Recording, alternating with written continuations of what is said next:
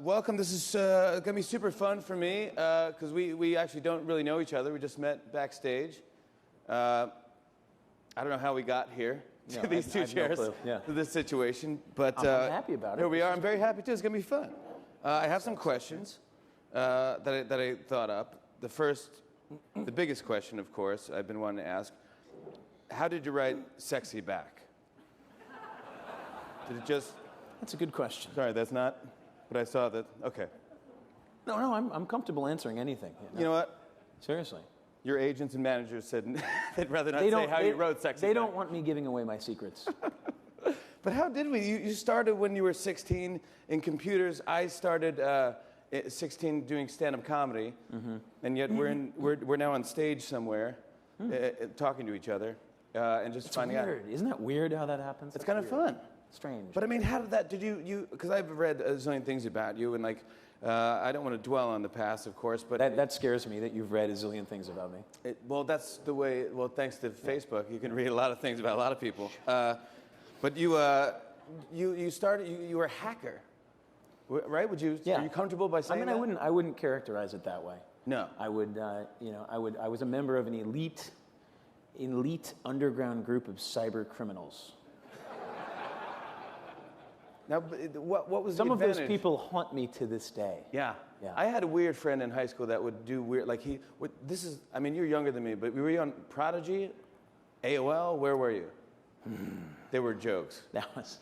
So if you were a member of the computer underground, there was like a hierarchy. I was on the bottom of that hierarchy. I was like the guy who was on like the conference calls, going like, please give me an exploit. Come on, tell me how it works, please. Come on, just tell me. And so, yeah, but I would never be caught dead on AOL. That would have been social suicide in my elite, amongst my elite cyber criminal You just buddies. wanted a black screen with a blinking cursor, and that's how you love that type of stuff. Yes.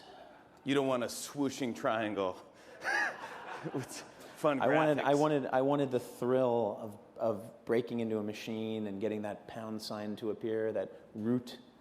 Look. Did you have modems and phone lines and why? I ran a BBS. Yeah. Yeah. I ran a BBS, a bulletin board system. Yeah, that's what bulletin board system. Yeah, people could die. They used to scare me. They used to scare me growing up. You know what mine was called? No. Realm of Darkness. Of course it was. Of course it was. And what did you talk about? Did you talk about like King's Quest cheats on there? What did you talk about? Like video games? I mean, it was all Dungeons and Dragons, Satanism. Yes. The usual. The usual, yeah. Satanism, always a good way to wake up in the morning. I had another bulletin board after that one. The much more successful, actually. I decided that if you were calling from the United States, you really should not be allowed to call my bulletin board because all the elite hackers were in, these, former Soviet bloc countries whose names I can't pronounce, but that's where the elite hackers come from. So I said, I want those guys. So I set the bulletin board up in such a way that you couldn't call in unless you came from one of these very weird country codes that corresponds with like Azerbaijan or Kazakhstan or Estonia or something. And on your bulletin board, you would talk about, hey, I just hacked into this. Oh, no. This bulletin board, we didn't even talk. We just shared code. This is called Lucid Nightmare. Wow. Yeah. So, all right, this is insane. So you would go on, blinking cursor, like Yannick from wherever he's from, Sweden or something, would go, just send you a program. No, those guys were too friendly and nice. Have you ever met Swedish people? They're like the nicest people in the world. They really are cool, yeah. No, you don't play with none of those guys. None of those guys. You want mean Russian dudes? I'm talking scary people. With thick accents. Well, you couldn't hear them. You could just chat with them. Oh, that scares me more. Yeah, that scares me more. And so how did you... Did you get into it? Did your dad get into it? Did you have a nerd friend in high school? Because this is all high school, right? Oh, see, it was quite the opposite. My dad did everything he possibly could to stop it.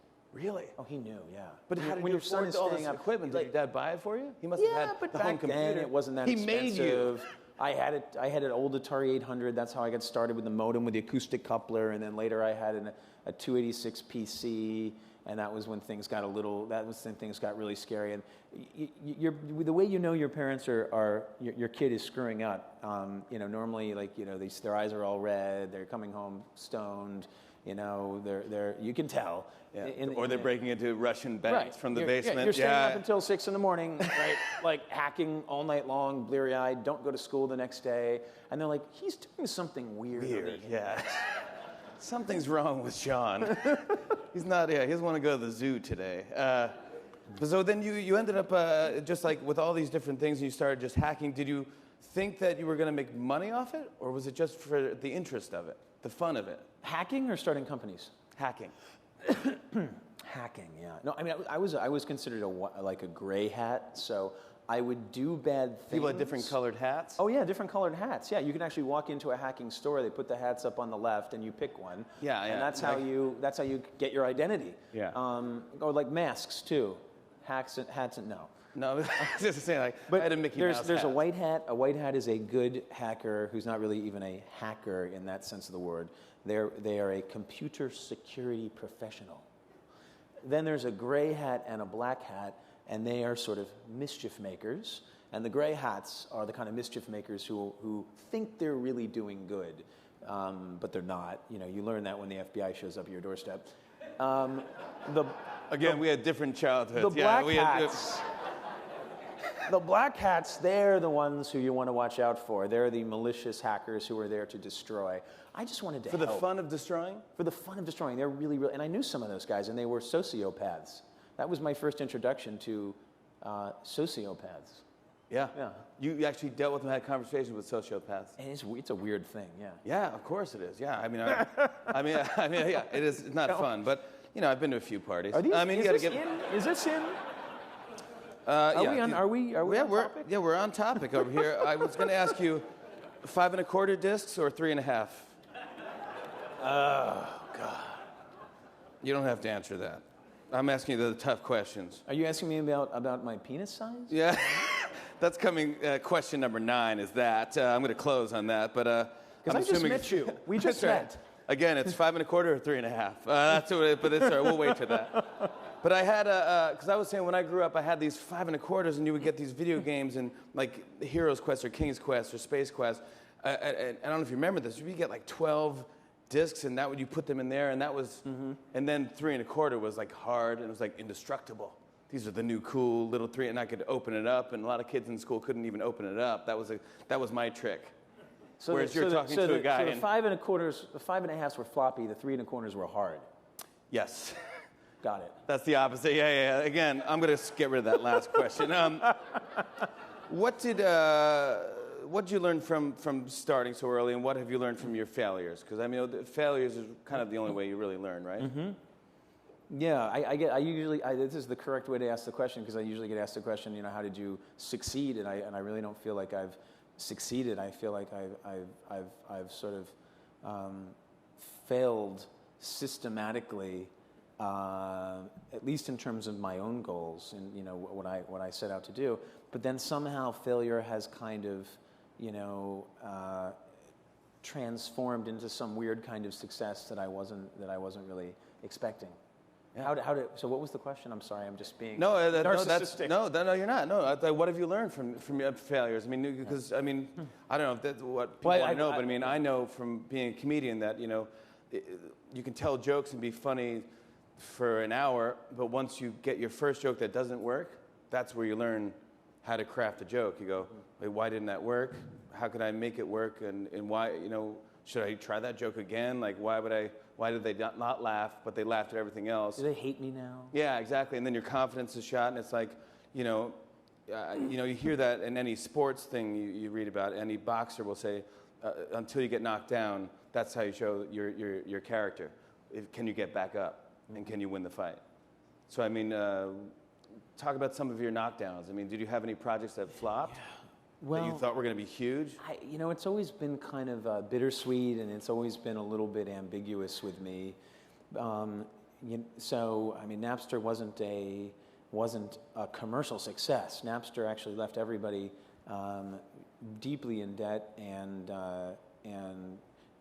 left everyone actually with personal liability and huge lawsuits. And there was a period of time where I was actually quite afraid that if I ever made any money, it would be an incentive for the record labels to resume litigation against me personally. So I lived under this dark cloud after Napster.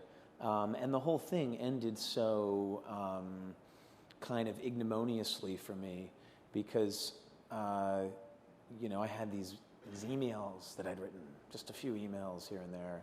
And we all had emails, and we all said things we shouldn't have said, but mine were really bad. Mine were Yours user examples. Mine for what were, not yeah, to mine write. were when your words are blown up like in huge text like bigger than us actually on a gigantic screen in a courtroom. 86-point font. Yeah. 275. Yeah, crazy. Courier. So it looks like a giant typewriter. Exactly, Sorry. exactly. You like fonts. I like wingdings. You wanna talk I about think wingdings is just so useful. I can't even tell you. That was the best one yet.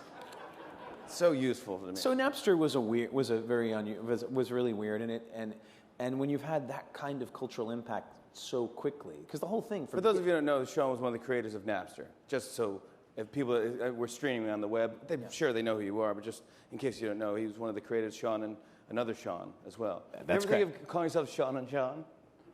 like a band name. Yeah, like a boy band. Like we should have called Napster Sean and Sean. Sean and Sean both had Bieber haircuts. Right. Like the brothers Sean. Brother Sean, yeah, wear matching Sean Juicy Couture outfits. Sean and Sons. Sean and Sons is good, yeah. Well, think about it. We considered these options. So Napster came out, and how did you get money from Napster? No, well, it left me pretty much bankrupt, and with this huge shadow that I had to sort of deal with, this penumbral shadow of success, and yet Because no one wants to be, no one wants to touch you anymore. No one wants to be in business with you. No one, and the bubble had burst. So Napster had been sued out of existence. The company failed. At that stage in my life, I could have easily been like a one-hit wonder and kind of drifted off into obscurity. And I wanted to do something that was a consumer product as my next company, but nobody would fund consumer. There was absolutely no interest. Consumer internet was the redheaded stepchild of the internet at that point. Now it's all the rage, and that's all the VCs want to fund is consumer internet. But this is 2002 timeframe. It changed with the PayPal IPO in 2002. But meanwhile, I'd been raising money for 1.5 years unsuccessfully, sleeping on couches. Like I had set up a set of rules for myself about how long I would freeload off of any one individual. What was the time limit? Do you remember? It was, 2 weeks, but I would stretch that to a week by mowing their lawn. And yeah. Hey, I made you guys mac and cheese, so can I stay an extra week? Yeah, that's with nice. With truffles. Yeah, right. We didn't have money for truffles back then. But then you get in. So then, you get into like angel investing. Is that what happens? I mean, how does a kid from Virginia, or do you have to live in San Francisco? Do you have to live in New York City? Is there a certain area you have to live in? It's a lot easier if you live in the San Francisco Bay Area because that's where the bulk of the money is consolidated. I think you can start an internet company from anywhere. I mean, a great example of this is one of the companies I'm closely involved with now called Spotify, which is in Stockholm. Spotify is it coming to the U.S.? It is coming, yeah. It is coming, because this is a huge It deal. is coming. It's giant overseas, and it's just basically streaming music, where you get to just give your friends playlists and stuff like that, and it's all legally done. Oh, it's way better than that. Oh yeah, well please It's really cool. indulge. It's really, really, really cool. It's the realization of the dream that Fanny and I had with Napster. We had all these product designs at Napster that we never got to implement, they never saw the light of day because we were dealing with this lawsuit, and the lawsuit was actually forced us to remove things from the product. So it was one of the only products in the world that just from the day it launched, it was really cool, and then it went backwards. So we had all these ideas about music sharing. It was never supposed to be just search and retrieval and download. It was supposed to be about massive, large-scale sharing of music between people. Are you a music fan? Crazy about music, yeah. You just like listening to it. Yeah. And playing it. You don't perform it. I pretend to play it from time to time. Do you? What instruments do you play? No, I don't really play any instruments. I pretend to play them. Like air guitar.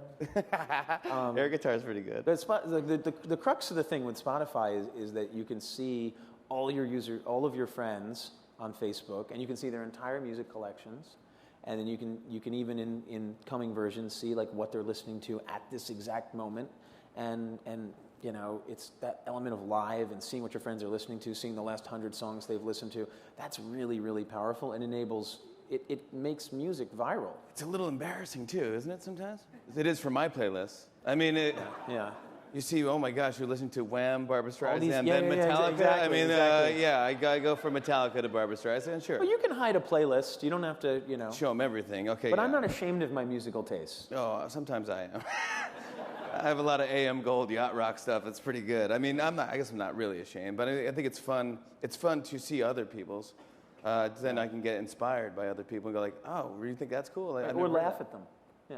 Huh? Yeah. Or laugh at them, right? Yeah, exactly. Laugh and go, oh my gosh, you like that cheesy song? So do I. I can sing word for word the whole album. Right. Yeah, that's kind of fun. But I mean, so why hasn't it come to the United States, or because of rights issues, labels? It's an ongoing licensing conversation. What we're trying to do is, I don't think it's radical. To me, it seems like almost like sort of obvious. Having used it and having thought about it for a long time prior to these guys creating it and making it work. Describe what would you do on Spotify? You log in. You log in. So this is the cool part. There's a sort of free tier of service so anybody can download the client without putting in a credit card, and instantly they have access to all the world's music at their fingertips. Everything. You can search for whatever you want. Instantly it pops up. You double click on it. It instantly starts streaming. There's no download times. How is that possible? It's for free? Just amazing technology. So then the way the company monetizes is that we get the user invested in music. We get them excited about music. They build playlists. Typical playlist has 22 songs on it. Typical user has, over 10 playlists.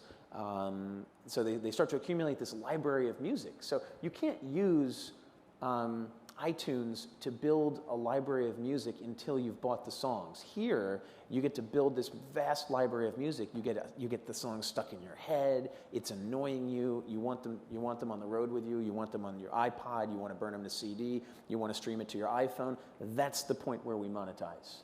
So once you've built your collection, then we start pushing you, upgrade this playlist, take it with you, sync this playlist to your iPod, burn this playlist to CD. Interesting. And then we charge you. So it's free streaming, but if you want to buy it for your your Zune. If you want portability, mobility, and access, then you buy it. This is a Zune joke, sorry. Those don't usually work out. No, they don't. But there's some kid at home laughing, holding a Zune. Going, that's pretty funny. So you think Steve Jobs' new iCloud thing? This is not what that is. You think it's no, totally. I mean, iCloud is like a feature. It should be. It's just not that significant. And all you really do is take your music and upload it to this cloud, and then it's there. I mean, I don't know why anybody would do that. That's a good thing there. And they charge you for it. That's even weirder to me.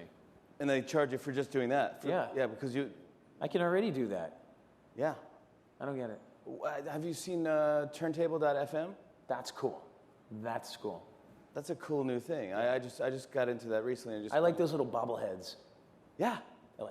It's a cool new thing, and I don't know. I don't know if it's legal. I don't know how long it'll last, but it's out there now. I think it might not be legal. Okay, it's not legal. Like I said, I've never used it, and just stay away from that. It's awful. It's an awful thing. Let's talk a little bit about Facebook, because you helped make Facebook what it is today. Is Facebook it? I personally don't think Facebook is the it. I don't think it's the end game. I think they're going to invent something like a VCR where you don't even realize that you're using it. You know, a VCR, when it first came out, you're like, I'm renting movies, I'm taping movies, I'm using it to turn my analog TV set into a digital. Look, I can use a remote control and flip channels. That's when it first came out, and you go, no, you're using a VCR. That's all you're doing. But you don't realize that. You just think like, hey, look, I'm just doing this. I'm getting all my movies from this thing. I'm taping all my shows. I'm changing my schedule of my life because I'm taping shows. So your life is now changing because of the VCR. And you don't think about that. You just think that, oh, everyone's got one. Yeah, you know what? That's a pretty good description of where you want to be with any product. You actually don't really want people thinking your product is cool. You don't want people using your product because it's cool, because then you're a fad. What you want is people using your product because it's a part of their life and they can't stop using it. Yeah. Yeah. So I think there's going to be a box hooked into somewhere where it's the remote control TV is your phone. Is that how you hold a phone? Yeah, like a giant phone, but it's also that, but also you can have a conversation about the TV show you're watching, and also check your bills, pay your bills, and just get everything done with one bleep blorp. Yes. Right? I would, to your point, is Facebook the end game? It's never the end game. Facebook has now become a platform upon which all kinds of applications are being built, and it's definitely not. You know, I would be incredibly presumptuous and self-serving of me to believe that Facebook was the end of history. Yeah, I think it's going to evolve, and I think it's going to inspire. The only way it could possibly be the end of history is if you know, it somehow becomes in some sort of artificial superintelligence that takes over the world. But short of that, it's not the end game. That could happen too. Where do you think MySpace went wrong? Where did MySpace go wrong? Failure to execute the product development. They weren't successful in iterating and evolving the product quickly enough. The product was basically this junk heap of bad design that persisted for many years, and they never. There was a period of time where if they had just copied Facebook rapidly, I think they would have been Facebook. Because they were giant, MySpace. They were, the network effects, the scale effects were enormous. There was so much power there. Do you think college helped? Like, I feel like Facebook is more of a personal thing where a lot of people heard about it through their college going well, we entered the market. We entered the market through college, and the reason we went in through college was because MySpace users were generally, college kids were generally not MySpace users. College kids were generally not Friendster users. It was this completely open market, and it was a real long shot. I mean, nobody actually believed outside of us, 3 or 4 people in Palo Alto, that you could enter the market through this niche market and then gradually through this kind of carefully calculated war against all the other networks, become the one network to rule them all. Would you say was that a Lord of the Rings reference? Yes, it was. It's actually, I have a poster of it over my bed. Along with your Dungeons and Dragons poster. And an official Harry Potter wand. Good. What I was going to say was, I forget. What was I going to say? Oh, yeah, I was going to ask you about, would you consider yourself a technology person? It's a good question. I started as a technology person, so I did have some kind of interest in technology, but I've always been much more interested in building great products than in building technology. You know, the technology thing for me has always been kind of like this somewhat tedious, extremely difficult execution phase of the business where you actually have to do stuff, and it's hard, and you have to hire people, and you have to write code, and I'm much more interested in building great product experiences, whether it's in music or social media or whatever. Did you always care about money? Do you care about money? Don't really care about money. Not much. I've never cared about money either, to be honest. But can I borrow $1 million? Because I don't care. I don't really care. Yeah. I don't really care. We can talk about that. All right, good, yeah. And by borrow, I mean just give it. That's what I really mean. What do you want to do with it? You want to start a tech company? Yeah. I am a VC. Now, what does that mean? I haven't figured that out yet. Okay. But I mean, are you into just starting tech companies? Because I definitely have ideas. I would love to sit down and talk about ideas. Of course, they're crazy, but who knows is good. Oh, are we? Okay, yeah. Oh, I want to remind everybody to tweet questions and hashtag NExTWORK, NExTWORK. Not you guys here. You're right here. You don't need to tweet. But people at home who are watching can tweet some questions. Do you have a phone with apps? Do you use? Can I see your phone? You really want to see my phone? Yeah, I want to see what apps you have on your phone. I'd love to see that. So, you asked me, am I a tech guy? I'm not like one of these early adopters. That's sort of like, it's annoying because I'm on the board to my entrepreneurs, because I'm on the boards of a bunch of companies that build iPhone apps, but I don't actually use an iPhone. I just crank through huge amounts of email. I'm kind of behind the times, actually. Well, let me see what apps you have on your phone, and then I'll tell you. Let me see if I can find it. I mean, do you have Angry Birds? Hold on a second. Here, I dropped it. All right, here you go. This is.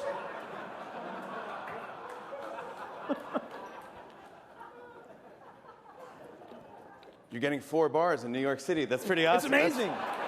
How the hell did you do that? How did you do that? This is the guy I designed That's myself. unbelievable. Yeah. Yeah, so you have a few apps on here. Yeah. You have 3 minutes remaining to your battery life. This is analog, baby. Oh my God, is that right? Yeah, you want to keep this? Yeah, it's probably good for your health now. My gift from media. So you don't use you don't have an iPhone. You use a BlackBerry. I do carry an iPhone, but mostly for music. I'm not Hipstamatic really annoys me. Hipstamatic, the Hipstamatic, picture. Yeah. It's like, why does everything need to have that sepia tone behind it? Because people like that. They like putting on mustaches and old cowboy hats. And doing that, and getting some, Exactly. cotton candy and having fun, I guess. Right. It's just fun. That's what I think it's fun. Like I like about apps is that they're 99 cents. Number one, if they're free, that's even better. Do you work for Apple? Yes, I do. My name is Todd Jobs. I'm Steve's illegitimate son. No, I don't know. I mean, but apps. I guess people have apps on Droid phones as well. I just think it's almost. I think weirdly, I don't know, would you know anything about game consoles? Would you care about game consoles? I had a huge problem when I was younger. When I was 16, I had a huge problem with gaming to the point where it was taking over my life. And I had all of these aspirations. I wanted to become a better super hacker and, break into more systems more regularly. I wanted to rise in the ranks of my, elite underground community of cyber criminals. I needed status from them, and gaming was holding me back. What would be the game of choice? Then when I realized, we're going way back here to 2001. The first, real way back. No, 96, You were 12. 95, the original Wolfenstein 3D, Doom, the first Doom. That was crack for me back then. Yeah. So I made a decision, cold turkey, no games, have not played a game. I have not played a game in at least 14 years. Really? Yeah. No Angry Birds. No Angry Birds, nothing. I won't touch it. My fiance was really into Plants vs. Zombies, so I had to suffer. Game. I had to suffer through that for a while, a few weeks of that while we're on the. Do you think it's a waste of brain energy, or what do you feel like? What do you do to have fun? Do you need to relax? Do you think that? Well, I have an extremely addictive personality, so I had to find something to replace the gaming, which was boozing and whoring. No, just kidding. I'm going to cross that question off too. So. But something had to fill the void. Do you drink to relax, or do you listen to music to relax? Do you have hard drugs, only hard drugs. Hard drugs only. Yeah, of course that. Yeah, but if you can't mainline it, it's not worth doing. But once that's out of your system, seriously though, your brain is always moving, it's always thinking. Yes. Don't you ever want to just zone out? Do you think meditation? Do you do any of that stuff? I know you're into tea. Where'd you read that? Dude, I know everything about you. I am into you are into tea, right? Wait, are you one? Never mind. Yeah, I work for the tea company. So I'm from Snapple. I am How are you? I actually have my own. I'm the lady from Snapple commercials. I've got a lot of work done. I have my own. Whatever we're doing right now, they're not liking it because it says move to Q&A. No, they're fine. They're liking it. They're liking it. People want to know. What do you do? What do you do to relax? What do I do to relax? Well, you sit down. You have tea. What is the best tea that you have? Where do you get it from? I blend my own tea. Actually, this is very interesting because humans don't do this. Right. You get a Tetley bag and you put it in a cup of hot water, and you sit back and that's it.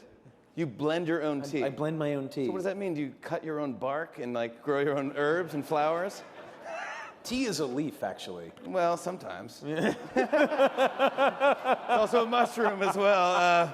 Up to you. Up to you. You can drink whatever tea you like to drink. If you really want to know, I take Indian Assam, which is cut and ground up into these little pellets. Looks like gerbil food or bird food or something. Then I take a Qimum tea from China, which is a very malty kind of classic English breakfast ingredient, and I blend those together, and then I throw in the secret sauce. And you can't say what that is. I'll show you later if you come by my place. All right, dude, I'll do it. I'll give you a sip. I appreciate it. Thank you so much. Let's take some questions. If anyone has any questions for me or Sean, yes, sir. We have a microphone coming to you in case you want to break into song. Up to you. All right. A 1, 2, 3, 4. Question. Back in the early part of the 2000, that decade, when you and Sean were going through the lawsuits with the record industry, whatever, did you ever get a phone call from Steve Jobs? Because it seems to me that the success of Apple was largely due in part to the success of Napster. I agree. And I like the way you think. And I think what you might be saying is that I'm owed at least a few cents per iPod sold. And so if you want to take that up with Steve on my behalf, I would be happy. And I'll give you a cut. Yeah. Well, let's just say if it wasn't for this interview and me, this would never have happened. So cut me in as well. Let's not bullshit around the issue. Yes, sure, over here. Hi, I have a question. My name is Tim Wu. I was on the 2 panels ago or something. I have a question about Facebook, which you were talking about how Facebook came to a market dominated by an existing scaled-up company. What is your intuition as a VC as to when a company is going to be able to take on another company that already has massive amounts of scale? Did you have some intuition that MySpace was weak, or I just wonder if you have any thoughts about that. Well, you didn't need intuition to know that MySpace was weak.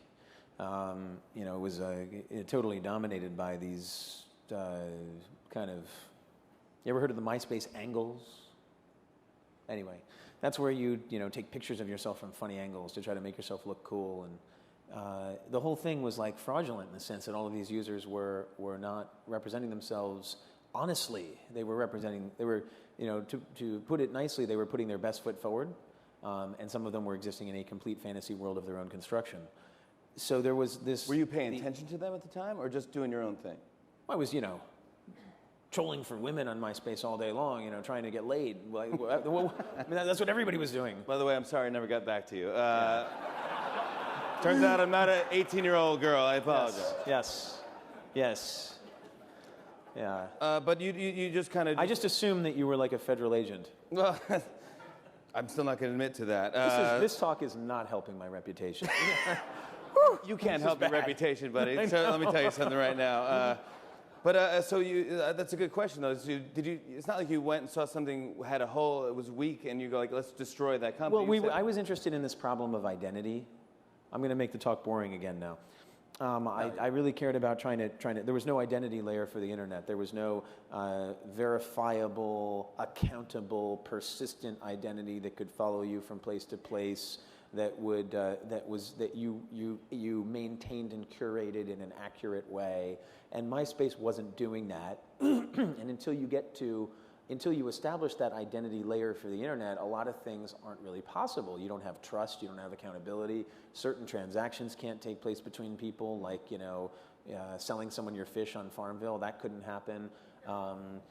You needed identity to enable all of this. All of these applications, and MySpace wasn't providing that. So the vision, in some sense, Facebook and MySpace were very similar, but the vision driving both of those companies was coming from a totally different place.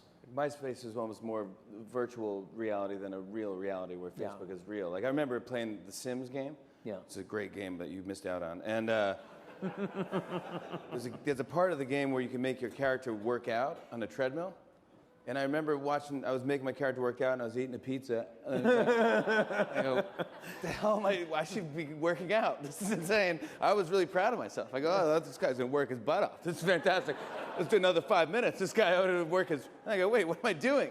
And I was just getting fat playing Sims, but it was fun. But I know what you're saying. It's like now Facebook has actually become people's lives. I mean, that's how they give photos to each other, videos, and just everything. Recipes, et cetera, et cetera. Any other questions? I want to get to some more questions. You, sir, right there. Hi, I'm Brad Grossman. Nice to meet you. Or nice to be here at the conference.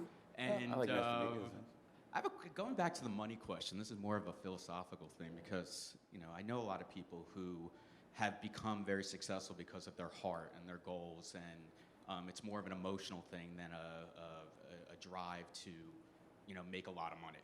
So the question I have is, does that switch or that philosophy reverse itself as you make more and more money? And why is that? So I think that there's two types of people. There's always two types. There's two types of people in terms of the way they react to wealth. And I think some of it has to do with your initial motivations. Are you motivated by simply making money, becoming wealthy, status, prestige? Or is there are you trying to change the world in some specific way to solve a specific problem that sort of irks you? Or, maybe it doesn't bother you, but you see the problem in the world and you realize that it ought to be fixed. And so depending on where you start out, I think it affects kind of where you end up. And so I've seen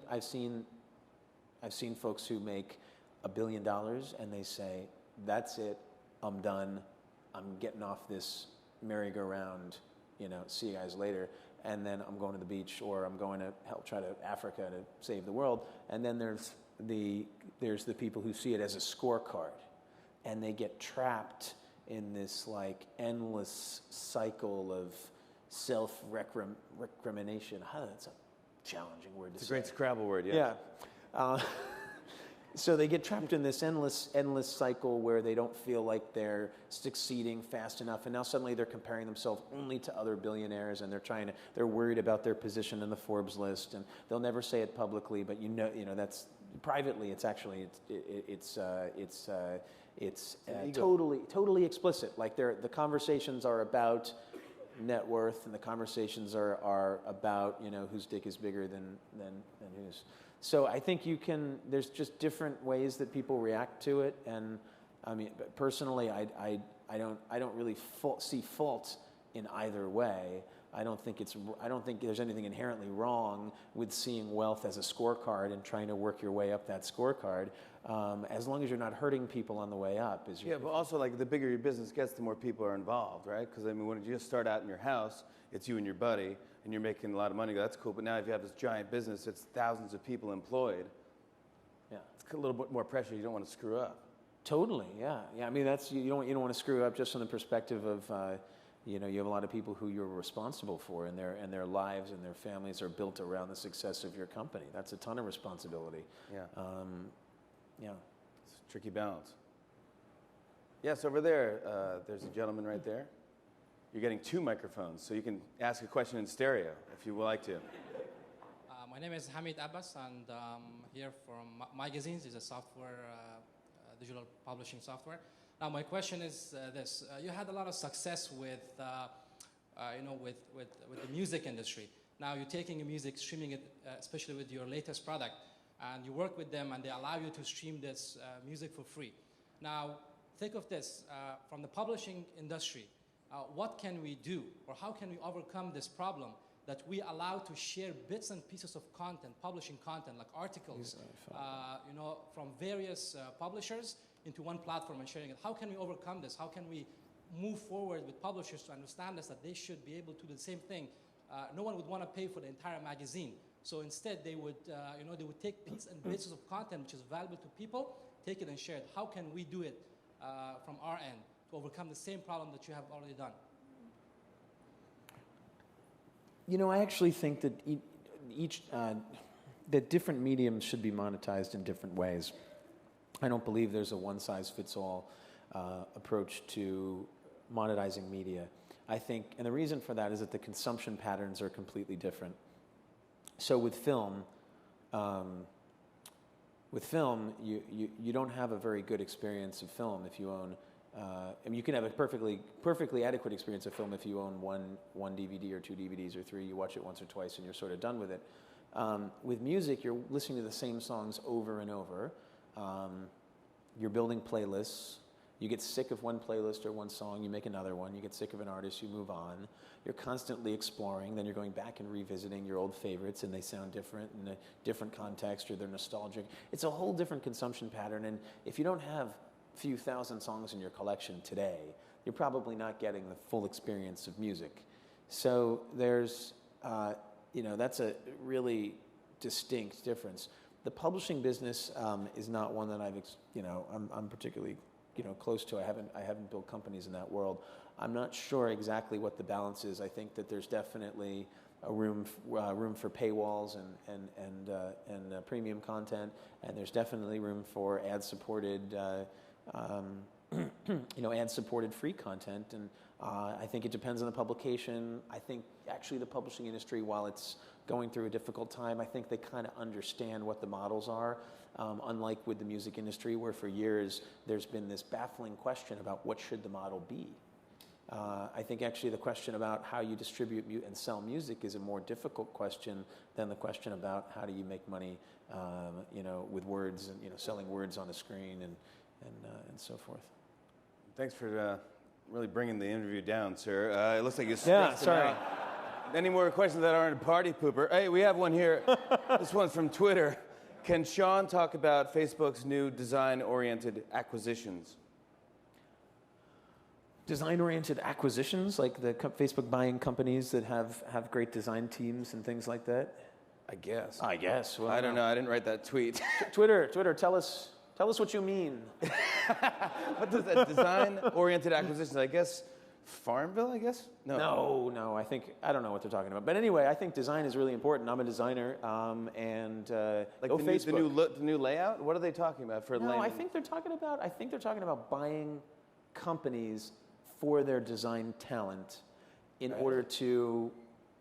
I mean, these are like hardcore Facebook. I see what you're saying. This is inside baseball right here. I see what you're saying. So to take Facebook to the next level, like people have different design ideas. They go, you should change the design by doing this. We're good at this. Right, and so we hire people who are like, no, that doesn't really make sense. Right. Yeah. Yeah, exactly. And they're like, it should really be like this. So can you talk about new design-oriented acquisitions? I actually don't know what they are because I don't track it that closely, but I have in the past had conversations with Mark where I've said, you guys should really be buying more companies and acquiring more talent, and I think designers are a key part of that equation. So all I can say about it is if they've been making good design-oriented acquisitions, then good for them, and that's the right strategy. Is Mark, a weird question, what's his go-to karaoke song? Oh, it has to be Journey. Don't Stop Believing? Of course. Awesome. Any other questions? Yes, ma'am, over there. Hi, Liz Porter. Based on your background as a non-hacker and your interest in the experience and understanding experiences, have you thought about or have you been asked to look at from the cybersecurity aspects of the network, since we're talking about networks? Well, The question, I think it's for me. The question's for me.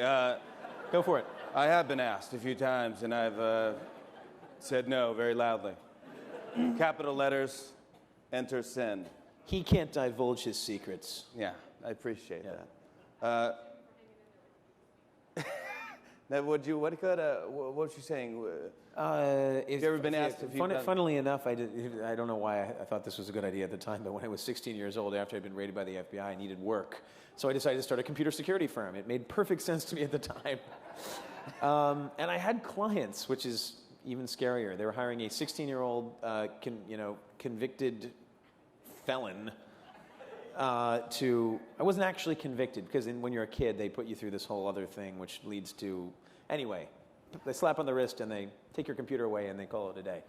But I started a computer security firm, and we actually was with Sean Fanning, and we had like a couple clients. So basically, if you sign with your firm, you will never get hacked. Yes, exactly. But if you don't sign we're not with your actually firm, going to I'm gonna hack protect the you, crap but out of you. we're not going to protect you. We're just going to tell our protection racket not to screw with you. Yeah, that's interesting. Well, you know who did that? Weirdly enough, Evel Knievel did that. That's kind of how he got his name. And the mob. Yeah, and the mob as well, yeah. But I go right back to Evel Knievel. But he had a thing where it's like it was local town. He's like, we'll be security for your house. And whatever business didn't sign with Evel Knievel, they threw a brick through his window and broke into this hardware store and trashed the place. That's called a protection racket. It's a common mafia product. Yeah, so you tried that, and then you wouldn't try it again, would you? What's that? You wouldn't try the cyber thing again, would you? No. Okay. Sorry, hold on a second. Yep. It's Screech from Saved by the Bell. He has to call you back. I need to talk to No, I need to talk to Mr. Belden. Mr. Belden. I'll tell him. He heard you. Okay. We're out of time. I just want to thank you guys for listening to us. I want to thank Sean Parker for being candid and funny and interesting. And we're excited to see what's going to happen with Spotify. This is very cool I got to talk to you. And thank you all for listening.